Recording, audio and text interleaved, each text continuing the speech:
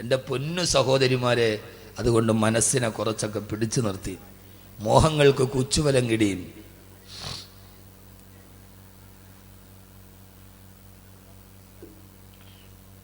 അതുകൊണ്ട് അനിവാര്യമായ 3 ചിന്തകൾ. എത്ര ചിന്തകൾ? ഉറങ്ങണോ? പറഞ്ഞിട്ട് പോകുമ്പോൾ ഞങ്ങൾ സൂറത്തുൽ മുൽക്കിൻ്റെ 2 ആയത്ത് പഠിച്ചു. 1-ാമത്തെ ആയത്തിൻ്റെ അർത്ഥം എല്ലാത്തിൻ്റെയും അധികാരം അള്ളാഹ്ക്കാണ്.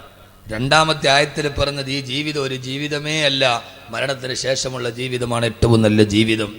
ആ ജീവിതത്തിലേക്ക് നടന്നു പോകണമെങ്കിൽ നമ്മുടെ ചിന്തകളെ നമ്മൾ മാറ്റണം. അനിവാര്യമായ 3 ചിന്തകൾ ഉണ്ടാവണം. ആ 3 എണ്ണം ഞാൻ പറഞ്ഞുതരാം. ഇൻഷാ അല്ലാഹ് നിങ്ങൾ പ്രാവർത്തികമാക്കൂലേ?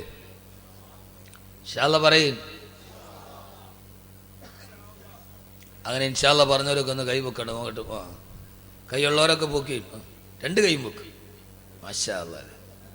താഴ്ത്തിയിട്ട് ഉറക്കം പോകാൻ വേണ്ടി ചെയ്താൽ വേറൊന്നുമില്ല അതിനകത്ത്. ഒന്ന് റീഫ്രഷ്മെൻ്റ് ചെയ്താണ്, ഒന്ന് റീഫ്രഷ് ആവാൻ വേണ്ടി. നമ്മൾ കമ്പ്യൂട്ടർ സിസ്റ്റമൊക്കെ ഓണാക്കുമ്പോൾ കാണൂല്ലേ റീഫ്രഷ്, അത്രേ ഉള്ളൂ. 1-ാമത്തെ ചിന്ത. അപ്പം ആണുങ്ങൾക്ക് ബക്കറ്റില്ലേ? പെണ്ണുങ്ങൾക്ക് മാത്രമുള്ള മുഷാഫത്ത ആള് ബിരുദന്മാരാണ് കേട്ടോ. ഇൻഷാ അല്ലാഹ് ആയിക്കോട്ടെ. അള്ളാഹു തൗഫീഖ് നൽകട്ടെ. അപ്പോൾ ബക്കറ്റ് പിരിവില്ല. അവസാനം എല്ലാവരും വന്നൊന്ന് മുസാഫത്ത് ചെയ്യണം. ഒരു നല്ല സദക്കയാണ്. ഇൻഷാ അല്ലാഹ് വരൂലേ? ആ സമയമാകുമ്പോൾ മുങ്ങൂ. ഇപ്പം നമ്മളൊക്കെ വാതിന് പോകുമ്പോൾ ബക്കറ്റിൻ്റെ മുകളിലൊരു വലിയ തുണി കെട്ടിയിട്ടൊരു ചെറിയ ഹോളാണ് ഇടുക. ഇപ്പം ഞാൻ സകാടവരോട് ചെന്താന്ന് അതങ്ങോട്ട് ഇടുകയേ ചെയ്യാവുള്ളൂ, വെളിയിലോട്ട് എടുക്കാൻ പാടില്ല. കാരണം ചില ആളുകൾ 50 അതിനകത്തിട്ടിട്ട് 100 തിരിച്ചെടുക്കും. വാതിൻ്റെ ഇടയിൽ ധാരാളം ആളുകൾ. ഇപ്പം ഈ ഞാൻ പറഞ്ഞല്ലോ, ഇപ്പോൾ ഈ ഒരു പേടിയുള്ള ആളുകളില്ല ഇപ്പോൾ. അതാണ് ഏറ്റവും വലിയ പ്രശ്നം. പേടിയില്ല. ഒന്നാമത് തെറ്റ് ചെയ്യുന്നവനല്ല.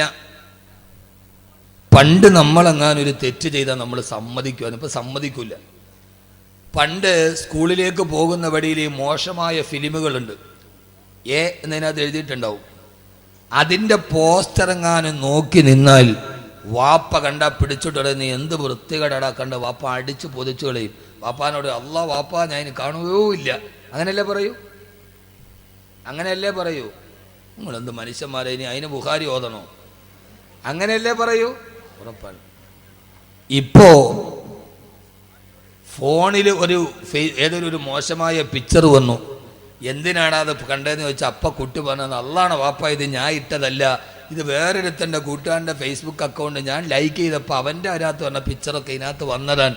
ഞാൻ അവനോട് എനിക്ക് അയക്കരുതെന്ന്, അള്ളാണ് ഞാൻ ചെയ്തതല്ല. ഇപ്പം തെറ്റ് ചെയ്താൽ സമ്മതിക്കില്ല. പണ്ട് കാലത്ത് തെറ്റ് ചെയ്താൽ സമ്മതിക്കും. കാരണം അള്ളാനെ പേടി വല്ലാതെ കുറഞ്ഞു വരികയാണ്. കുരുത്തക്കേട് കാണിച്ച കുട്ടിയല്ല പ്രതി, ആ കുട്ടിയെ അടിച്ച അധ്യാപകനാണ് പ്രതി. അല്ലേ?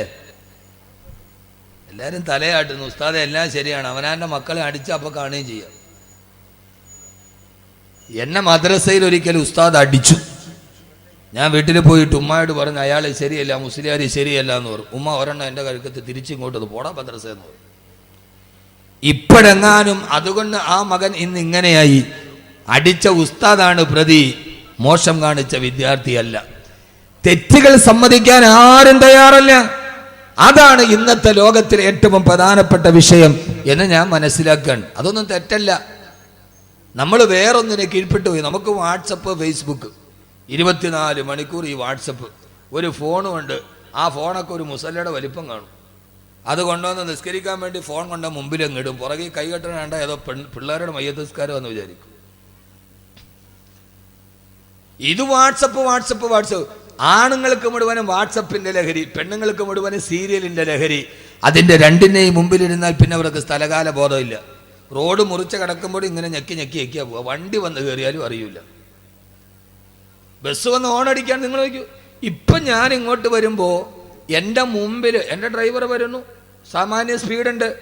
ഫ്രണ്ട് റോഡ് സൈഡിൽ കിടന്ന ഒരു വണ്ടി നേരെ വട്ടം തിരിച്ചു. എൻ്റെ ഡ്രൈവർ നിർത്താതെ അടിച്ചിട്ടും അവൻ വട്ടം തിരിക്കാൻ അടുത്ത് വന്ന് ഒരു വ്യക്തി ചവിട്ടിയിട്ട് നോക്കുമ്പോൾ അവൻ ഒറ്റ കയ്യിലാണ്, ഇതിനകത്ത് മൊബൈലാണ്. ആലോചിച്ച് നോക്കി. ഫോണിങ്ങനെ ഞെക്കി പിടിച്ചോട്ട് അവ അറിഞ്ഞിട്ടില്ല ഒരു ലഹരിയാണ് വാട്സപ്പ് എന്ന് പറയും. റോഡ് മുറിച്ച് കിടക്കുമ്പോൾ പള്ളിയിൽ നിസ്കരിക്കാൻ പറഞ്ഞാൽ അസ്സലാമു അലൈക്കും, വലൈക്കും സലാം. സലാം പറയാൻ ആളില്ല. മയ്യത്ത് കണ്ടാൽ സലാമില്ല. ഈ ഞെക്കല് തന്നെ. ഒരു ചെറുപ്പക്കാരൻ ഇങ്ങനെ ചാറ്റ് ചെയ്ത് നേരെ പോയി വീട്ടിൽ പോയി കയറി. അവൻ ഞെക്കി ഇങ്ങനെ പോയി നേരെ പോയി വീട്ടിൽ പോയി കയറി. ആ വീട്ടിൽ സീരിയൽ കണ്ടോണ്ടിരുന്ന പെണ്ണ് നേരെ ചായ ഇട്ടോണ്ട് ഇവന്റെ കൈ കൊണ്ട് കൊടുത്തു. പറഞ്ഞ മനസ്സിലായില്ല? ഞാൻ പറഞ്ഞെനിക്ക് മനസ്സിലായില്ല.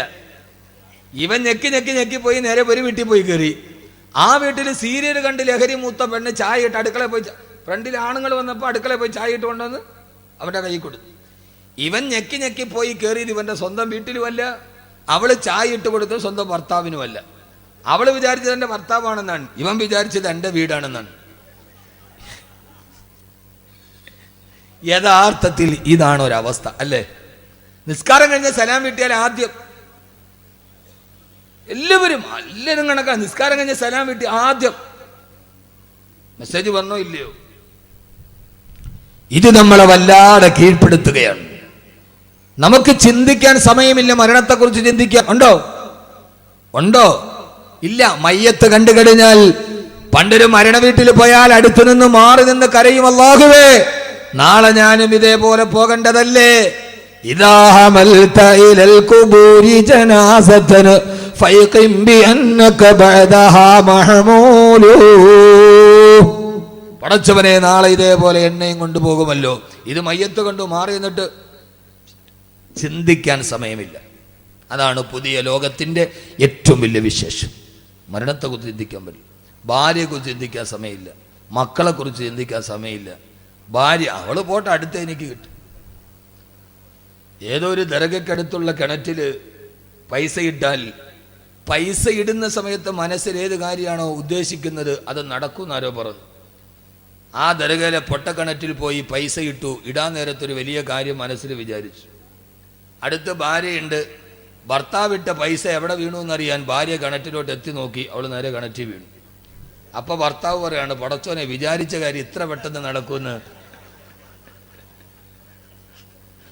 ഞാൻ വിചാരിച്ചില്ല എന്ന് പറഞ്ഞമാര്. ഈ വിചാരിച്ച കാര്യം ഇത്ര പെട്ടെന്ന് നടക്കുമെന്ന്. എല്ലാവർക്കും അവരവർക്ക് മറ്റൊരാൾ ഭാരമായി. ഞാൻ ചിരിക്കാൻ പറഞ്ഞല്ല. ഭാര്യയ്ക്ക് ഭർത്താവ് ഒരു ഭാരമായി. ഭാര്യയ്ക്ക് ഭർത്താവ് എന്ന് പറയുന്നത് സ്വർഗത്തിലേക്കുള്ള കവാടമായില്ല. ഭർത്താവിന് ഭാര്യ കടമകൾ വീട്ടേണ്ട അള്ളാഹു പറഞ്ഞ ഏറ്റവും വലിയ കടമയായില്ല. ഭർത്താവിന് ഭാര്യ ഏത് സമയത്തും ഒഴിഞ്ഞു പോകേണ്ട ഒരു ചരക്കായി. മാതാപിതാക്കൾക്ക് മക്കള് ഭാരമായി, മക്കൾക്ക് മാതാപിതാക്കള് ഭാരമായി. സഹോദര, ഞാൻ നേരത്തെ പറഞ്ഞു, അടുക്കളയിൽ നിൽക്കുന്ന അമ്മയെ പുറകിൽ നിന്ന് അടിച്ചു വീഴ്ത്തി മാറിടത്തിൽ ചവിട്ടിപ്പിടിച്ച് കഴുത്തിൽ ശാളുമുളുക്കി കൊന്ന് വലിച്ചോണ്ട് പോയി മകൻ അമ്മയെ കത്തിച്ച് ചാമ്പലാക്കി. നടുക്കം വിട്ടുമാറുന്നതിന് മുമ്പേ കൊല്ലം ജില്ലയിൽ നിന്ന് വാർത്ത, ഈ അമ്മ സ്രാവിൽ കടന്ന മകനെ വലിച്ച് താഴെയിട്ട് മകനെ പോയി കത്തിക്കരിച്ച് ചാമ്പലാക്കി. അമ്മ പുശാചുക്കൾ പാർക്കുന്ന വേതാള നഗരം പോലെ ഈ ഭൂമി അധപ്പതിച്ചു പോകുമ്പോ, ഈ ഭൂമിയിൽ മനുഷ്യന്മാരില്ല, രാക്ഷസന്മാര് വാണരുടുമ്പോ, ഓരോ ദിവസവും ഓരോ വാർത്തകൾ നമ്മുടെ ചെവിയിലേക്ക് കടന്നു പോകുമ്പോ, സഹോദര, ഇനി ഈ ലോകത്ത് ഏറ്റവും നല്ലവനായി ജീവിക്കണോ? അനിവാര്യമായ 3 ചിന്തകൾ നമ്മുടെ മനസ്സിലുണ്ടാവണം. അക്കമിട്ട് പഠിച്ചോളുക. 1, അള്ളാഹു എന്നെ കാണുന്നുണ്ടെന്നുള്ള ബോധമുണ്ടാവുക. ഓരോ ആണിനോടും പെണ്ണിനോടും വിനീതനായ വാക്കവിയുടെ വാക്കുകൾ കാണത്തി. ഒരൽപ്പം കഴിയുമ്പോൾ നമ്മൾ പിരിയുകയാണ്. ആ സമയത്ത് നമ്മുടെ മനസ്സിലോത്തിരിക്കാൻ ഇനി മുതൽ നമ്മുടെ ചിന്തകൾ ഈ ചിന്തയാകണേ. 1, എന്റെ അള്ളാഹു എന്നെ കണ്ടുകൊണ്ടിരിക്കുന്നുണ്ട്. അന തഅബുദല്ലാഹ കഅന്നക തറാ ഫഇൻ ലം തകുൻ തറാഹു ഫഇന്നഹു യറാ. എന്റെ ചെറുപ്പക്കാരെ, ഈ ബോധം മനസ്സിലേക്ക് ചേർത്ത് വെക്കുക. അള്ളാഹുവിനെ ഞാൻ കാണുന്നില്ലെങ്കിലും അള്ളാഹു എന്നെ കണ്ടുകൊണ്ടിരിക്കുന്നുണ്ട്. എനിക്കെന്റെ റബ്ബിനെ പേടിയാ, എനിക്കെന്നെ അള്ളാനെ പേടിയാ. സഹോദര, ഈ പേടിയിലൂടെ നടന്നു പോകുമ്പോ എനിക്കെന്റെ റബ്ബിനെ പേടിയാ. ഈ ഉപ്പളക്കുന്നിലെ ഓരോ വീട്ടിലും ഇങ്ങനെ ഒരു ചിന്തയുണ്ടാവണം. ആണിനുണ്ടാവണം, പെണ്ണിനുണ്ടാവണം, മക്കൾക്കുണ്ടാവണം. പാതിരാ സമയത്ത് ഉമർ റളിയല്ലാഹു തആല നടന്നു പോകുമ്പോ മോളെ പാലില് വെള്ളം ചേർക്കോളെ. ഉമ്മ ഉമർ കാണില്ല. ഉമ്മ മോളെ ഉമർ റളിയല്ലാഹു തആല ഉറക്കമാണല്ലോ. ആരും അറിയാതെ പാലില് വെള്ളം ചേർക്കാൻ കൗമാരക്കാരിയായ സുന്ദരി പെണ്ണിനോട് പറഞ്ഞപ്പോ ആ പെണ്ണ് ചോദിച്ചൊരു മറുപടിയുണ്ട്. ഉമ്മ ഇദാ കാന ഉമറു നായിമൻ ഫറബ്ബു ഉമറു യഖ്ലാ. ഉമർ ഇറങ്ങിയാലും ഉമറിന്റെ റബ്ബ് ഇറങ്ങില്ലല്ലോ ഉമ്മ. ഉപ്പളക്കുന്നിലെ വീട്ടിൽ ഈ കൗമാരക്കാരി ഉണ്ടാവട്ടെ. ഉമ്മ തെറ്റ് ചെയ്യാൻ പോകുന്ന സമയത്ത് ഉമ്മയുടെ കൈ പിടിച്ചിട്ടുമ്മ അള്ളാനെ പേടിക്കണേ ഉമ്മ, അള്ളാനെ പേടിക്കണേ ഉമ്മ. ഉപ്പാനെ ചതിക്കല്ല ഉമ്മ, ഗൾഫിൽ നിൽക്കുന്ന ഉപ്പാനെ ചതിക്കല്ല ഉമ്മ.